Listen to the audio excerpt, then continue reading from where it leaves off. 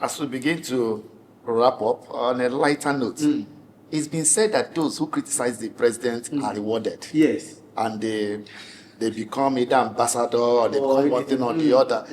The acoustic criticism of the president, is it also in line in that direction? May God forbid. Somebody said that too. Somebody said that. Yes. On principle, I stand. But today, he's an ambassador. I mean, somebody went to Chicago State University to investigate and confirm that the president is a known drug lord.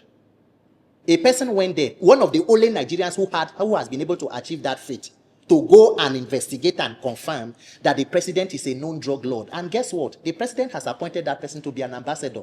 So once Reno Omokri goes to a country where he's sent to, the first thing he should do is to go and meet the head of state and tell them that the person who sent me to you is a person I investigated and confirmed is a drug lord, but I have taken an appointment from him. But he has said he has apologized behind closed doors. Is it that he made a mistake? No, is it an apology, or it is that investigation findings were wrong? It was mischievous. And if it was mischievous and wrong, have the president come out to state clearly what the facts are and why did you now appoint him? Was it a reward or a shut-up project? What exactly was it?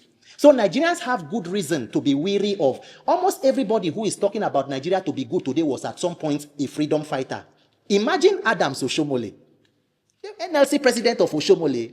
Today, Oshomole is the person who will tell you when you come to our party, your sins are forgiven. Oshomole is in the committee on electoral reform.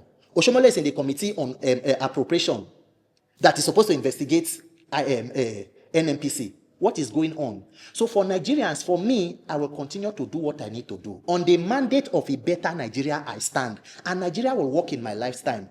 To yourself be true. The opinions of others are their businesses. I will continue to try to stand to what I believe is true. And I know that the truth is enough. In one word, how will you describe Reno Omokri?